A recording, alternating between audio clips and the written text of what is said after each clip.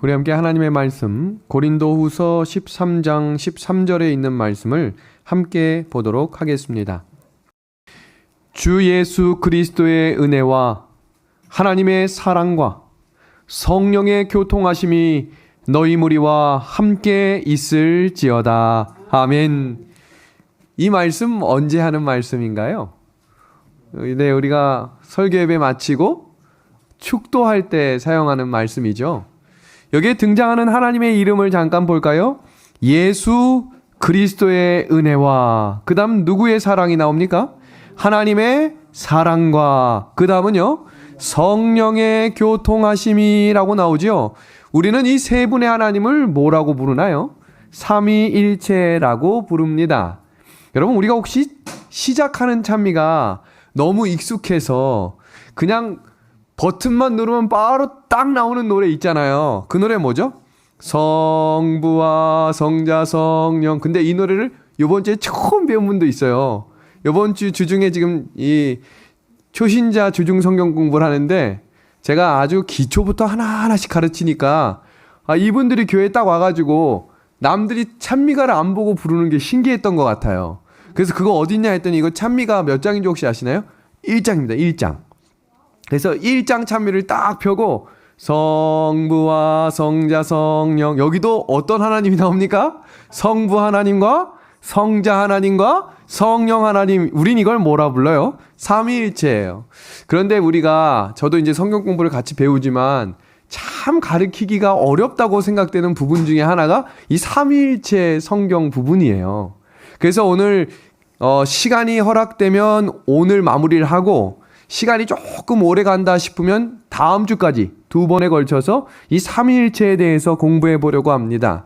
신약 성경 사전과 또 우리 위키백과 사전을 찾아보니까 삼위일체에 대해서 이렇게 정의 내려지고 있습니다. 기독교에서 성경적으로 또한 신학적으로 중요한 위치를 차지하고 있는 교리이다. 하나님은 본질에서 한 분이시며 위격에서는 세 분으로 존재하신다는 것이다. 오늘 이 부분을 제가 어떻게 가장 쉽게 설명할 수 있을까를 고민하면서 하나하나씩 역사적으로 또 성경적으로 우리의 신앙적으로 이 세 파트에 나눠서 하나씩 시작해 보도록 하겠습니다. 여러분, 세계에서 가장 큰 종교 중에 하나가 유대교와 기독교와 이슬람교입니다. 근데 이 세 가지 종파가 공통점이 무엇인가 물어보면 바로 유일신앙을 하는 교입니다. 이 외에 많은 종교들은요, 다신교라고 해서 한 종파 안에도 신들이 굉장히 많아요. 이신, 저신, 그래서 막 잡신이라 불리는 우상이 많은데 요 세 가지 종파에서는 유일신을 섬깁니다. 그런데 이 세 가지 유일신을 섬기는 종파에도 차이점이 있는데 그것은 바로 삼위일체입니다. 그렇다면 이 삼위일체가 어디서부터 시작됐고 역사적으로 무엇으로부터 시작되었을까? 여러분, 지금 이 사진은 우리에게 너무 익숙한 이 장면이죠. 예수님께서 두 강도 사이에서 십자가에 못 박히시고 3시쯤 되었을 때 심장이 터지고 우리가 성경에 나온 말씀 그대로 십자가에 못 박히신 예수님을 사진으로, 그림으로 그려진 장면들입니다. 그런데요, 그 당시에 예수님이 왜 돌아가셨는지를 잠깐 살펴보면 로마의 정치범으로 몰려서 십자가에 달려 돌아가셨거든요. 왜 유대의 사람들이 왜 예수님을 잡아 죽이려고 했습니까? 자꾸 제자들이 예수님 보고 뭐라 불러요? 메시아라 부르고, 예수님도 자기를 보면 누굴 봤다고 얘기하고 하나님을 봤다 얘기하고. 왜냐하면 유대교는 무슨 신앙입니까? 유일신. 하나님만 믿어야 되는데 자꾸 예수님 보고 신이라고 하고 사람들이 막 할렐루야 외치고 다윗의 자손이여라고 외치고 하니까 자기들의 신앙을 정반대로 믿는다라고 믿었기 때문에 문제가 됐어요. 그런데 예수님이 돌아가시고 난 이후에 사도 바울이 성경에 이런 말씀을 기록했네요. 한번 봅니다. 그는 보이지 아니하는 하나님의 형상이시요. 그러니까 지금 예수님을 직접적으로 뭐라고 표현하고 있어요? 하나님이라고 쓰고 있어요. 그러니까 지금 이 시간부터 신약 시대가 시작되는 예수님이 온 당시에서 예수님을 하나님이라고 부르는 신앙이 시작된 거예요. 그렇다면 성령 하나님은 언제 등장하시고 하나님과 예수님과 성령의 역할은 어떤 것인가가 초대교회의 가장 초미한 관심사였다는 거예요. 우리는 지금 신앙이 전승과 전통과 성경으로 공부를 하면서 당연한 것처럼 느껴지지만 오늘 우리가 역사적인 공부를 할 거거든요. AD 100년경에는 예수님을 하나님이라고 하면 죽었어요. 그러니까 이 삼위일체를 믿는다라고 하는 고백은 신앙 가운데 목숨을 걸고 해야 됐던 그 시기가 있었어요. 약 300년 동안인데요. 그렇다면 어떤 이들이 왜 자기의 목숨을 걸고 예수님은 하나님이시며 보이지 않는 성령이 존재한다라고 신앙을 외치고 전진했던 것일까요? 그 역사적인 배경을 하나씩 소개합니다. 지금 이 그림도 여러 번 보셨던 그림인데요. 이 장면 속에 사도 바울과 또 사도 베드로와 여러 성령 충만한 제자들이 설교를 했거든요. 근데 그 설교의 내용이 혹시 뭔지 아시나요? 우리가 잠시 후에 스데반에 대한 내용도 볼 텐데요. 저도 사도행전을 오늘 아침에 깊이 읽어봤어요. 근데 사도 바울과 스데반과 베드로의 설교 내용 중에 빠지지 않았던 한 장면이 나와요. 그리고 그 장면이 끝나면 사람들이 화가 머리끝까지 치솟아 오릅니다. 도대체 어떤 설교의 내용이었을까요? 그들의 핵심적인 설교 내용은 예수님이 하나님이시다. 끊임없이 강조해요. 그리고 우리가 그 예수님을 구주로 고백하며 예수님께 예배해야 한다라고 이야기합니다. 그들이 왜 목숨을 걸고 예수님이 하나님이라고 이야기했을까? 그들은 예수님이 누구신지에 대해서 깊이 묵상했던 자였다고 영감의 글은 말합니다. 예수님에 대해서 우리가 다음 시간이나 그 다음 시간에 이제 성육신에 대해서도 한번 공부할 텐데 사람들이 예수님을 생각하는 것과 신앙을 온전히 믿는 사람들이 믿는 예수님이 달랐거든요. 여러분 지금 이 도표를 한번 보실까요? 지금 AD 1세기, 2세기, 3세기, 4세기, 5세기를 제가 도표에 넣어놨는데 여러분 삼위일체라는 단어가 언제 처음 쓰여졌는지 아시나요? 성경에는 삼위일체라는 단어가 없어요. 그래서 교리적인 부분에 있어서 많은 오해와 이단과 성경에 대한 여러 가지 공격이 나오는 이유는 우리는 당연히 성부와 성자 성령은 삼위일체라는 말을 그냥 그대로 듣고 말하지만 성경에는 그런 내용이 없었기 때문에 당연히 당시 읽었던 토라나 구약 경전이나 그들이 읽었던 성경에도 없는 단어를 가지고 이들이 자꾸 삼위일체 삼위일체해지니까 왜 우리가 이걸 믿어야 되느냐고 여러 문제가 분란과 혼란의 불씨가 되었던 이유가 다음과 같습니다. 예수님이 돌아가시고 난 직후에 생긴 단어가 아니고요. 이 단어는 2세기경에 삼위일체라는 단어가 그리스어로 처음으로 사용되기 시작합니다. 그리고 3세기에 라틴어로 사용되며 우리가 지금 알고 있는 삼위일체라는 단어가 실질적으로 사용되기 시작했던 시기입니다. 그리고 이것이 교리로 정착된 것은 그보다 더 뒤인 4세기 초 보통 325년에 니케아 공의회에서 삼위일체 교리로 정착되었다고 신학자들은 발표하고 있습니다. 그렇다면 이 부분을 잘 보십시오. 예수님께서 십자가에 달려 돌아가신 이후에 약 300년이라고 하는 시간이 흘러갔고, 자 보세요. 이 300년이라고 하는 시간 동안 순간순간마다 예수님을 하나님이라고 이야기하는 그 용기와 믿음이 자신의 목숨을 빼앗을 만큼 수대반처럼 돌로 맞아 죽었던 사람들이 무수히 많아졌어요.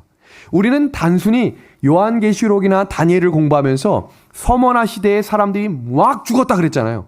그럼 왜 죽었냐는 거예요. 지금 바로 이 신앙이었어요. 예수님을 하나님으로 고백하는. 그렇다면 그들의 신앙의 근거가 뭐냐는 겁니다.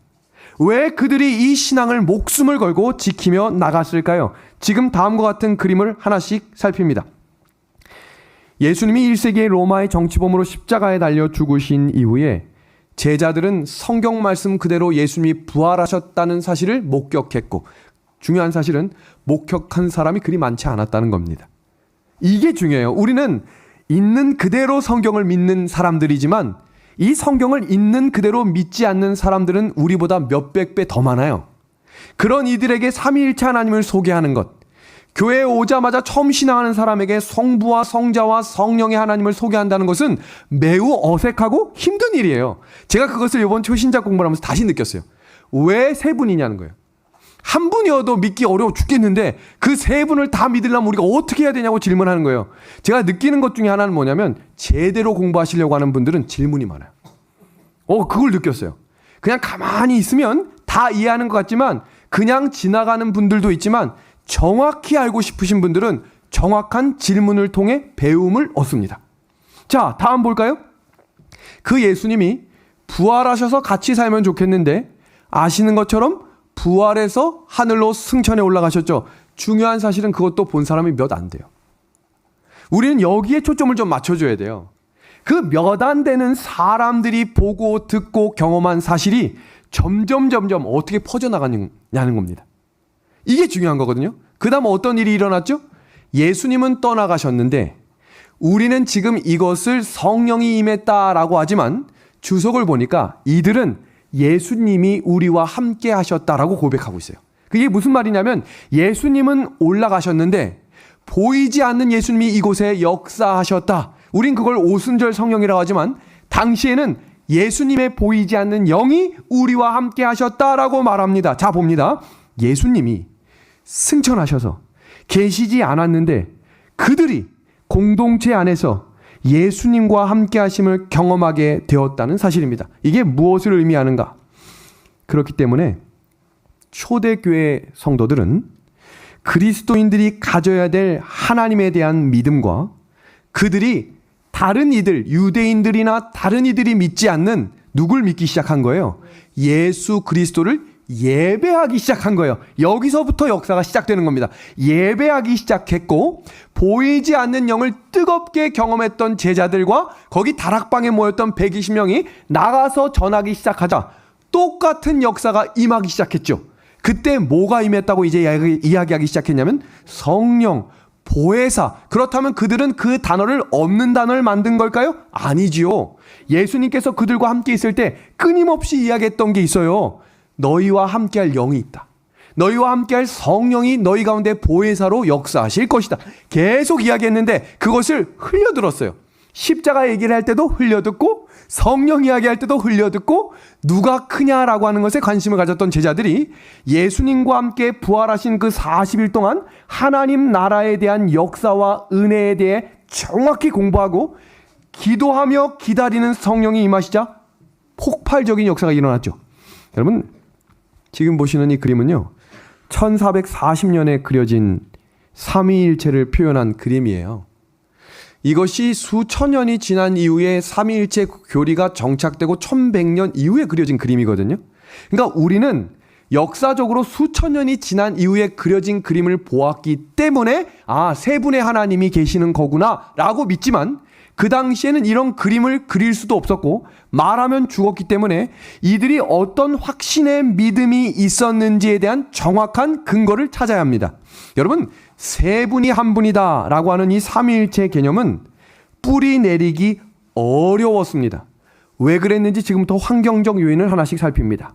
여러분, 우리가 스데반 설교에 대해서 듣거나 읽을 때 대부분 어디에 초점을 맞추냐면 스데반이 돌에 맞아 죽을 때 하나님 보좌 우편을 바라봤으니 우리도 스데반과 같이 그런 정신을 걸어가자.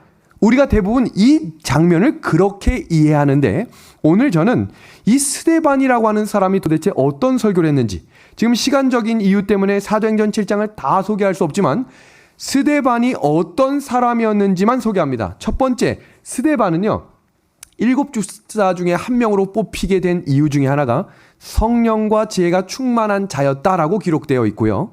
두 번째는 그는 말씀을 사모하는 자였음을 성경은 이야기합니다. 어떤 장면이 시작되냐면 그는 집사였지만 전도자였다고 이야기했고, 왜 스데반이 이 공회에 끌려온지 아시나요? 스데반이 나가서 전도를 하면 수많은 사람들이 회심하는 일이 역사적으로 일어나기 시작했어요. 그게 어떤 역할이었냐면 침례 요한과 같은 일이 일어나는 거예요. 사도 베드로 혼자 막 나가서 전도하는 것도 부담돼 죽겠는데 스데반과 같은 집사 7명이 나가서 전도할 때 똑같은 일들이 일어나기 시작하자 공의에 있었던 이 지도자들이 사람들을 풀어가지고 어떤 일을 시키냐면 너희들이 거짓 증언을 하고 거짓 증인을 만들어서 이 사람을 고소하라고 시켜요.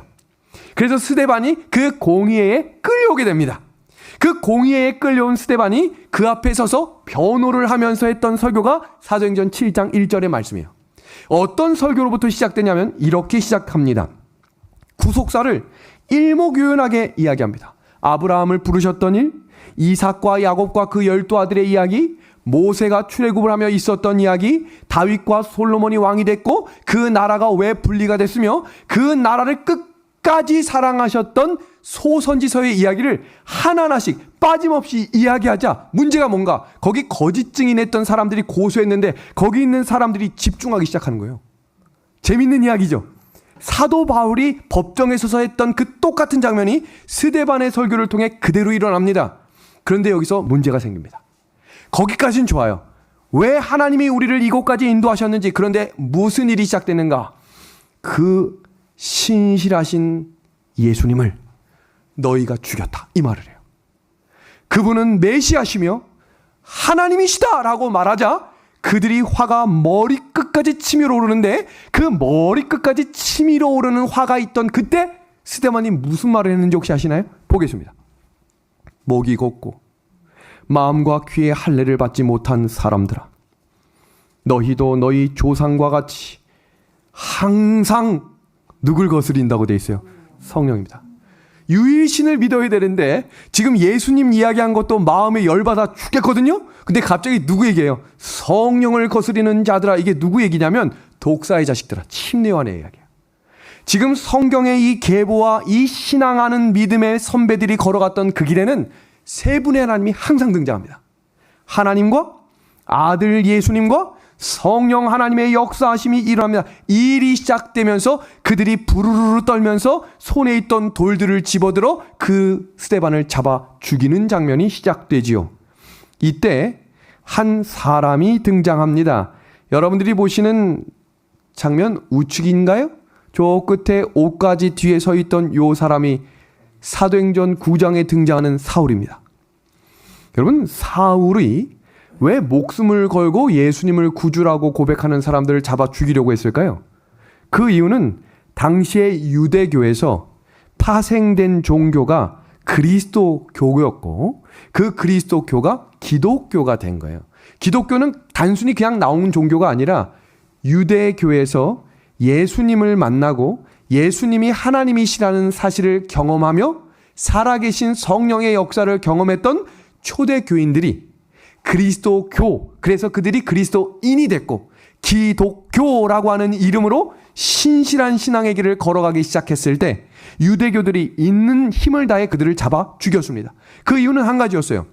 하나님은 유일신인데 그 유일신은 하나님을 외면하고 어떻게 하나님과 예수님을 함께 예배할 수 있느냐? 그래서 있는 힘을 다해 배척하고 사울이 이 일이 나의 사명이라 생각하며 휘파람을 불며 다메섹으로 가던 길에 누굴 만난 거예요? 예수님의 임재를 경험하게 됐던 겁니다. 그러니까 사울이 바울이 되는 순간에도 누가 역사하셨죠? 보이지 않는 예수님의 영이 임하신 것이지요. 그래서 예수님이 이렇게 얘기해요. 왜 너는 나를 핍박하냐? 예수님하고 사울이 만난 적이 없거든요. 핍박한 적이 없는데 예수님은 자신을 믿는 그리스도인들과 자신을 동일시하기 시작하셨어요. 그래서 신앙하는 사람들이 너희 마음이 성전이 되었다라고 하는 이유가 예수님이 내 마음에 거하는 성도들이 목숨을 걸고 전진했기 때문입니다. 지금 보시는 이 그림은 AD 117년경에 로마가 전 세계를 통치했던 장면입니다. 근데 로마라고 하는 이 나라가 통치했었던 시대에 강력했던 것은 단순히 군사력 때문만이 아니었죠. 문화였습니다. 점령하는 모든 나라마다 로마의 문화를 다 심었어요. 그렇다면 지금 우리가 삼위일체가 왜 나왔는지에 대해서 지금 살피고 있는 역사적 배경 속에 지금 이 전사진을 봤을 때도 이들이 유일신을 믿었던 유대교가 있었고, 그 다음 그 전 세계를 다스리고 통치했던 그리스 로마 문명은 논리적인 합리성을 추구했던 나라였습니다. 이 말은 무슨 말이냐면 온 우주의 기원은 하나에서부터 나오고 우주에는 질서가 있으며 그 우주의 질서를 운행하는 사람은 하나님. 우리가 걸어가는 이 길 속에 합리적이고 이성적인 것이 우리에게 적당하고 합리적이다. 무슨 의미인지 아시겠죠? 그런 사회 속에 세 분의 하나님이 한 분이시다라고 말하는 것은 매우 매우 힘든 일이었다는 얘기예요. 설명을 시키기가 어려워요. 그래서 그 당시에 예수님에 대한 오해가 그리스도교를 믿는 교회 안에 물밀듯이 밀려오기 시작했고, 자 보십시오. 사도 바울이 기록한 바울 서신의 대부분의 이야기는 편지라 그랬죠. 그 편지에 대한 장면 속에 대부분 교회를 혼란시키는 거짓 증언들, 교회 가운데 있었던 여러 가지 문제들에 대해서 책망하거나 그 부분들에 대해서 온전히 성경으로 돌아가라라고 이야기했던 이 장면이 이제 왜 나오셨는지에 대한 이해를 하셨으리라고 믿습니다. 그럼 그 당시에 교회와 세상에 있었던 예수님에 대한 오해가 무엇이었는가? 예수님은 하나님의 아들이 아니라 인간으로 태어났다가 나중에 하나님의 아들로 입양되었다라고 말했습니다. 두 번째는 예수님은 진짜 인간이 아니라 하나님이 인간인 척하고 30년 동안 이 땅에 나타나신 것이다 라고 말했던 사람들도 아주 많았습니다. 세 번째는 예수 그리스도가 하나님의 가장 뛰어난 피조물이고 예수 그리스도라는 가장 뛰어난 피조물로부터 다른 피조물이 나온 것이다 라고 이야기했습니다. 다음 네 번째는 예수 그리스도는 신이긴 한데 하나님보다 조금 열등한 두 번째쯤 되는 신이다. 그러니까 신도 이렇게 순위를 만들어 놓은 거죠. 이것이 교회 안에 다니는 사람들 속에서도 여러 가지 이유로 여러 가지 문제를 야기시키게 됐던 때에 사도 바울이 히브리서 13장 8절에 이렇게 말씀을 증거합니다. 하나님의 말씀을 너희에게 일러주고 너희를 인도하던 자들을 생각하며 그들의 행실의 결말을 주의하여 보고 그들의 믿음을 본받으라. 우리 이어지는 말씀 다 같이 읽어볼까요? 시작. 예수 그리스도는 어제나 오늘이나 영원토록 동일하시니라. 아멘. 이 한 구절을 지금 소개하려고 20분 동안 역사를 소개한 거예요. 그렇다면 이 내용에 대한 성경적인 근거, 사도 바울은 도대체 어떤 근거로 세 분의 하나님에 대한 삼위일체를 정확하고 명확한 논리적인 근거로 소개했을까요? 그것은 바로 마태복음 28장 19절에서 20절에 예수님께서 제자들에게 말씀하신 대사명의 말씀을 근거로 시작되는 겁니다. 그러므로 너희는 가서 모든 민족을 제자로 삼아 아버지와 아들과 성령의 이름으로 침례를 베풀어라 라고 명령하셨습니다. 그래서 지금 보시는 이 그림은 삼위 하나님을 창조주로 믿어야 침례를 받을 수 있으며 이 삼위 하나님은 진리 안에서만 존재하신다는 뜻입니다. 지금 이 그림 한번 봐주시겠습니까? 삼위 하나님의 첫 번째는 아버지 그리고 아들 그리고 누구의 이름으로 침례를 주라 했습니까? 성령 하나님이라고 이야기했습니다. 삼위일체라고 하는 말은 세 분의 인격체가 존재하신다는 얘기예요. 세 분의 인격체. 근데 이 세 분의 인격체가 한 뜻과 한 마음을 가지고 한 본질의 역할을 하신다라고 하는 의미가 삼위일체입니다. 여러분 이 단어를 의미를 이해하기 위해서 성경 창세기 2장으로 잠시 넘어갑니다. 하나님께서 사람을 창조하신 이후에 한 사람이 독초하는 것이 보기 좋지 않아서 갈빗대 하나를 딱 떼가지고 여자 하나를 창조하지요. 그리고 이렇게 말씀하셨어요. 둘이 어떻게 하라고 했습니까? 한 몸을 이루라 라고 이야기했습니다. 왜 창세기 2장과 1장의 창조에 대한 이야기를 하며 왜 둘이 한 몸을 이루라고 강조하신 걸까요? 부부가 두 몸이 하나의 마음을 품을 때 하나님의 품성을 알 수 있기 때문입니다. 이 의미를 이해하시려면 성경에 하나님에 대해 명시하며 구약 성경의 가장 중요한 구절로 유대교에서 외쳐졌던 그 구절이 어떤 구절이냐면 신명기 6장 4절입니다. 이스라엘아 들으라. 우리 하나님 여호와는 오직 유일한 여호와시니. 무슨 의미입니까? 하나님이 몇 분이란 얘기예요? 한 분이죠. 근데 성경 주석은 이 내용을 이렇게 주석합니다. 한 뜻인 세 분의 하나님이라고 소개하고 있습니다. 세 분의 하나님이 오직 한 분처럼 완전하게 연합해서 생각하고 판단한다라고 우리에게 가르쳐주고 있습니다. 그럼 성경에서 기록한 이 유일한 하나님은 진짜 한 명일까요? 아니요. 창세기 1장 1절과 2절에 아주 중요한 구절이 시작됩니다. 태초에 하나님이라고 하는 이 단어의 엘로힘은 하나님들이라고 하는 복수로 사용된 단어입니다. 그러니까 이 태초의 하나님이라고 하면 우리는 여호와 하나님이라고 생각할 수 있지만 세 분의 하나님에 소개되기 위해서 복수로 사용된 이 복수라고 하는 단어 위나 어스나 이 둘 이상을 강조할 때 사용되는 이 엘로힘이라는 단어가 둘 이상의 하나님들이라는 사용입니다. 근데 보니까 그 둘 이상의 하나님이 뭐라고 소개되고 있냐면 하나님의 영은 수면 위에 운행했다라고 이야기하며 지구가 창조될 때 하나님 스스로 계신 여호와 하나님과 누가 지금 함께 일하고 계시다고 소개하고 있어요. 성령께서 함께 하셨다라고 이야기합니다. 여러분 이 구절이 얼마나 은혜가 있고 우리에게 삼위일체를 소개하는가. 성경의 삼위일체 하나님을 하나씩 살핍니다. 창세기 1장 26절이죠. 하나님이 이르시되 우리의 형상을 따라 우리의 모양대로 우리가 사람을 만들고. 창세기 1장에만 벌써 몇 번씩 끊임없이 강조하고 있는 사실은 하나님을 복수로 표현하고 있다는 얘기입니다. 하나님이 한 분이 아니라는 얘기겠죠? 하나님들이 성령 하나님이 함께 하셨다. 다음입니다. 창세기 3장 22절입니다. 여호와 하나님이 이르시되 보라 이 사람이 선악을 하는 일에 우리 중 하나같이 되었으니. 창세기 3장에 선악과를 먹는 일이 벌어졌어요. 그때 어떤 일이 벌어졌냐면 구속의 경륜의 역사, 하나님께서 미리 계획하신 그 구속의 역사 속에 누가 이 땅에 오시기로 우리가 배웠습니까? 예수 그리스도죠. 예수님이 손들고 내가 갑니다 라고 하셨을까요? 예수님의 성육신은 삼위 하나님이 함께 의논해서 결정된 뜻이라고 주석은 말합니다. 우리를 구원하실 때도 세 분 하나님께서 함께 의논하시고 결정하셔서 관심을 갖고 우리 곁에 찾아오시는 우리 하나님께 감사를 드립니다. 이사야 6장 8절이죠. 내가 또 주의 목소리를 들으니 주께서 이르시되 내가 누구를 보내면 누가 우리를 위해 갈고 하시니. 우리입니다.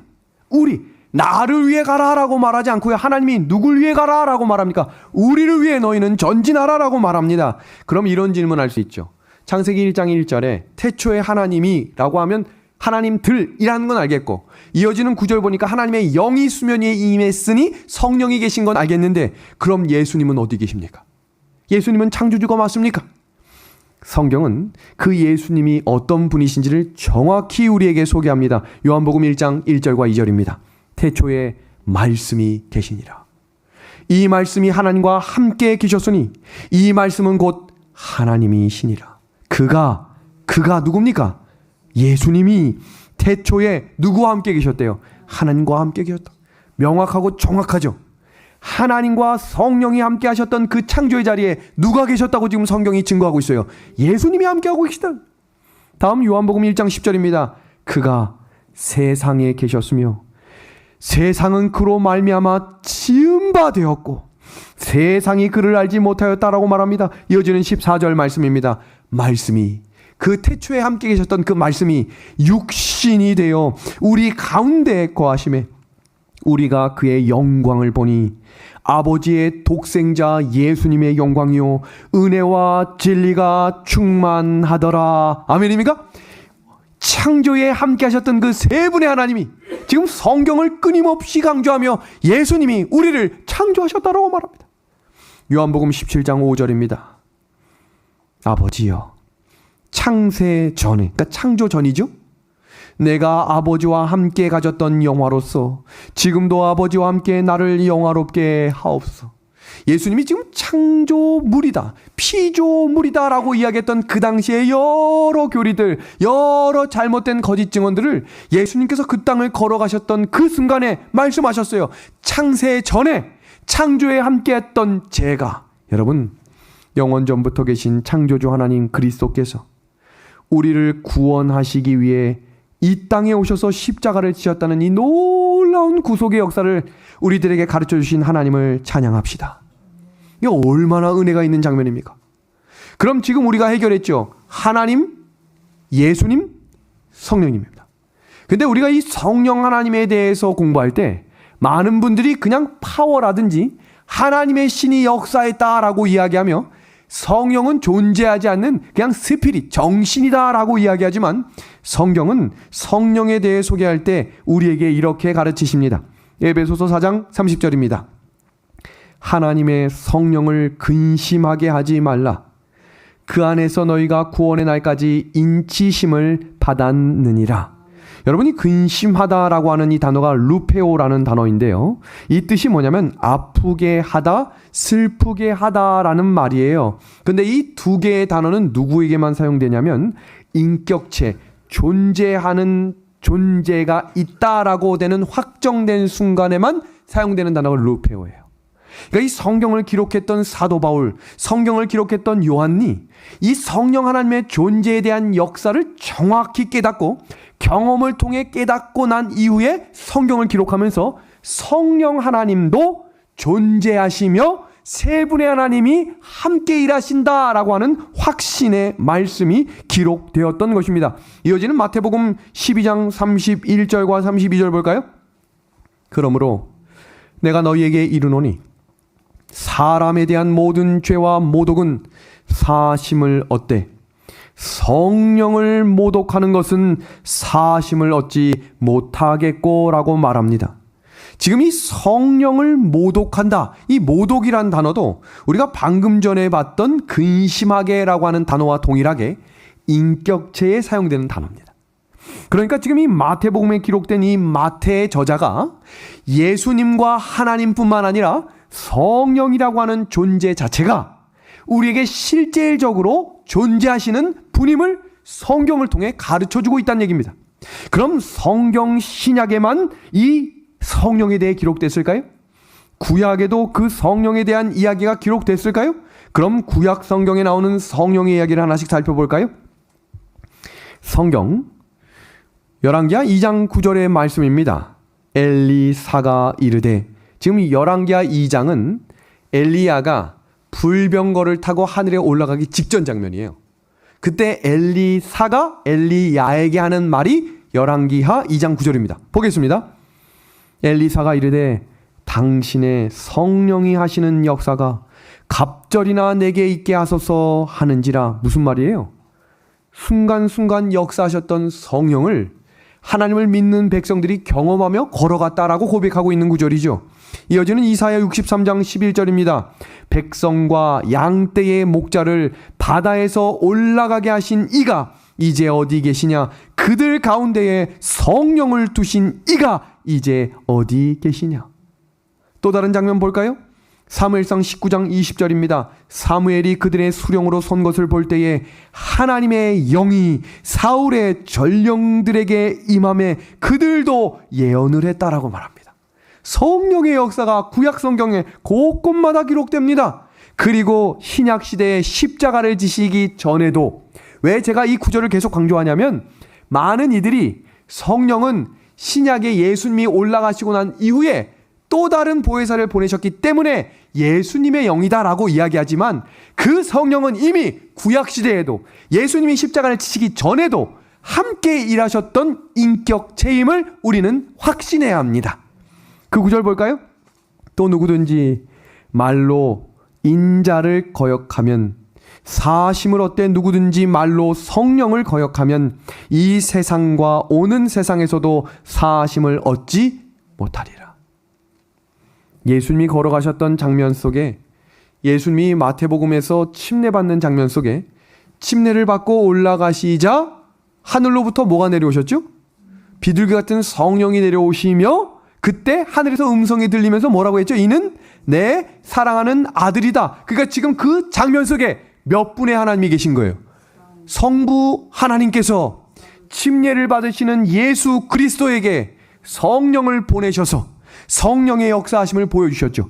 그 침례가 마치자마자 어디로 갔습니까? 광야에 갔는데 마태복음 4장을 보니까 예수님이 뭐에 이끌려갔다고 성경이 기록합니까? 성령에 이끌려 걸어갔다라고 말합니다. 또 다른 장면, 예수님이 내려오셔서 3년 반 동안 사역하실 때 끊임없이 성령의 능력을 옷 입어 일했다고 성경은 말하고 있죠. 그리고 예수님이 겟세마네 동산에 돌아가시기 그전에도 매일 새벽 미명에 성령의 은혜를 내게 주옵소서라고 기도하며 걸어갔습니다. 그러니까 지금 하나님과 예수님과 성령이 성경 구약 창세기 1장부터 성경이 맞춰지는 계시록까지 이 세 분의 하나님이 동시에 일하시며, 성경 계시록을 보면 예수님이 다시 오실 때 예수님 혼자 오시는 것이 아니라 하나님 아버지와 예수 그리스도와 성령이 함께 오신다고 계시록은 예언하고 있습니다. 여러분, 이제 마무리할 시간이 벌써 됐는데요. 아무래도 두 번에 걸쳐서 해야 될 것 같아요. 요 장면을 한번 볼게요. 여러분, 지금 이 제자들의 표정을 보면 예수님 잘 가세요 라고 하는 표정이 아니고요, 예수님밖에 없는데 어디 가세요 이런 표정이에요. 왜 그런가 하면 이들은 집도 버리고 가족도 버리고 모든 걸 버리고 예수님밖에 없었던 사람들이거든요. 그래서 예수님밖에 없는 이 사람들이 예수님이 점점 하늘로 올라가시자 그들이 어떤 표정을 지었을까? 큰 실망과 낙심에 빠져 있었던 그때 성경에서 천사가 내려와 이런 말을 했어요. 예수님은 하늘로 가심을 본 그대로 오십니다 라고 이야기했습니다. 저는 근데 오늘 여기에 초점을 맞추려고 하지 않고요, 도대체 예수님이 승천하시기 바로 직전에 어떤 말씀을 하셨을까? 여기 보시면 9절에 이 말씀을 마치시고 올라갔다라고 했죠. 우리는 성경을 볼 때 유명한 구절들만 알고 있는 대단히 중요하고 이 위험에 빠질 수 있는 그런 내용들이 있어요. 왜냐하면 이 구절을 오직 성령이 너희에게 임하시면, 이 구절은 너무너무 잘 아는 구절인데, 여러분 이 구절 다음에 예수님이 하늘로 올라가셨다라고 한다면 예수님이 진짜 마지막으로 한 말이면 진짜 중요한 말일까요? 야, 이제 떠나야 돼요. 정말 떠나야 돼. 그럼 진짜 마지막으로 이제 진짜로 만날 수 있는 마지막 시간이에요. 할 수 있는 가장 중요한 말씀 하셨겠죠? 그때 이 말씀을 하신 거예요. 성령이 너희에게 임할 것이다. 그리고 이렇게 말합니다. 그 성령이 임할 때까지 너희는 위로부터 능력을 옷 입도록 함께 모여 기도하라 라고 말씀하셨어요. 그렇다면 그 성령이 임한다는 말을 정말로 떠나기 바로 직전에만 하셨을까요? 아니요. 신약 성경 구석구석마다 성령에 대한 이야기를 계속 하셨습니다. 그 구절을 한번 볼까요? 요한복음 16장 7절과 8절입니다. 그러나 내가 너희에게 실상을 말하노니 내가 떠나는 것이 너희에게 유익이라. 내가 떠나가지 아니하면 보혜사 성령이 너희에게로 오시지 아니할 것이요 내가 가면 그를 너희에게로 보내리니 그가 와서 죄에 대하여 의에 대하여 심판에 대하여 세상을 책망하시리라. 여러분이 책망하신다라는 말이 어떤 의미냐면 깨닫게 하며 양심의 가책을 주며, 그냥 단순히 가책만 주지 않고요, 확신을 주고 그것을 통해 다시 일어서게 만든다라는 뜻이 있어요. 그러니까 성령의 세 가지 사역이 있다는 뜻이겠죠.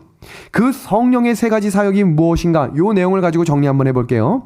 첫 번째는 우리가 죄를 범할 때 죄를 깨닫게 해주세요. 깨닫게.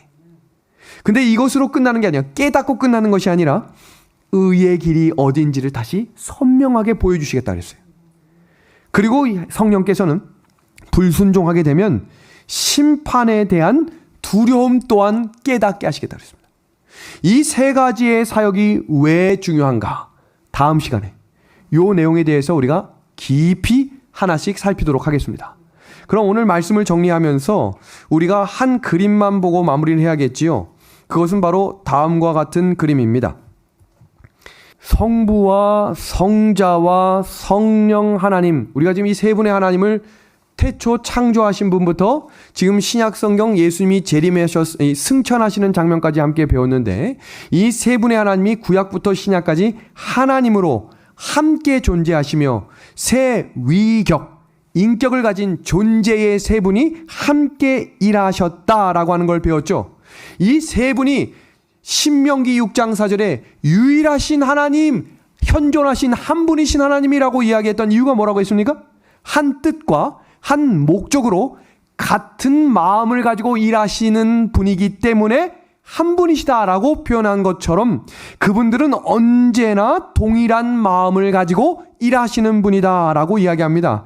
그렇기 때문에 삼위일체, 세 분의 하나님이 한 분이다라는 말은 그 세 분의 속성이 같고 역할이 다른 세 분의 하나님을 우리가 깨달아야 합니다. 우리가 이 세 분의 하나님을 정확히 이해할 때 우리가 걸어가는 이 믿음의 길에 확신을 더할 수 있도록 성령께서 도와주시겠다고 약속하셨습니다. 세 분의 하나님, 다음 시간에 그 이어지는 내용을 함께 공부해 보도록 하겠습니다. 감사합니다.